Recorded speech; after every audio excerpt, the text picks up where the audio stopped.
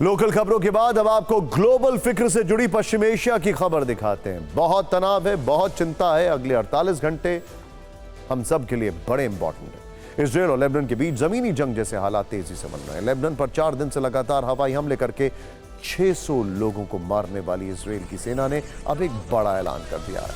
कहा है कि बहुत जल्द लेबनान में घुसकर ग्राउंड ऑपरेशन शुरू होगा। इजरायली सेना के इस ऐलान से पश्चिम एशिया में तनाव बढ़ चुका है, क्योंकि इजरायल को जवाब देने के लिए हिजबुल्लाह ब्रिगेड की तैयारी भी जबरदस्त बताई जा रही है। ये रिपोर्ट। लेबनान की राजधानी बेरूत में इजरायल की सेना का ये हवाई हमला सबसे ताजा है। आईडीएफ ने दावा किया है कि उसने हिजबुल्लाह के वायु रक्षा और ड्रोन फोर्स का संचालन करने वाले कमांडर को टारगेट किया है। लेबनान में इजरायल के ये हवाई हमले बीते 4 दिन से लगातार क्यों हो रहे हैं, ये खुलासा वहां के आर्मी चीफ हरजी हलेवी ने किया। सुनिए उनका ये बयान। यानी इजरायल अब गाजा की तरह ही लेबनान में भी घुसकर हमला करने की तैयारी कर रहा है। ग्राउंड ऑपरेशन से पहले हवाई हमलों के जरिए टैंकों और सैनिकों के अंदर घुसने के लिए रास्ता साफ किया जा रहा है। इसके संकेत इजरायल में दूसरे जरिए से भी मिल रहे हैं। आर्मी चीफ की तरह नॉर्दर्न कमांड के हेड ओरी गौडीन ने भी घोषणा की है कि उनकी यूनिट लेबनान में जमीनी हमलों के लिए रेडी है। वहीं इजरायल ने अपने 4,65,000 रिजर्व फोर्स को इसी बीच एक्टिवेट कर दिया है।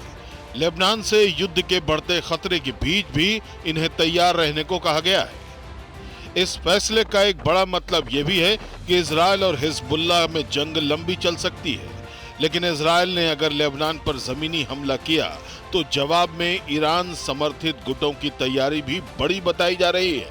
हिजबुल्लाह के 20,000 लड़ाके इस वक्त इजरायल बॉर्डर पर तैनात बताए जा रहे हैं।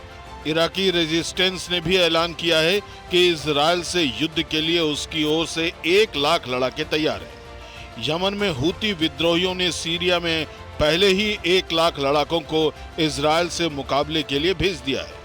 ईरान के विदेश मंत्री ने आज ही बयान दिया है कि लेबनान में ग्राउंड ऑपरेशन हुआ तो तेहरान चुप नहीं बैठेगा। सबसे बड़ी बात अमेरिका के प्रेसिडेंट बाइडेन का लेटेस्ट बयान है कि इजरायल और हिजबुल्लाह में अब किसी भी दिन फुल स्केल वॉर छिड़ सकती है। यानी इजरायल और हिजबुल्लाह की दुश्मनी पश्चिमी एशिया में तबाही का कारण बन सकती है, और यहाँ युद्ध की आग भड़की तो उससे पूरी दुनिया झुलस सकती है।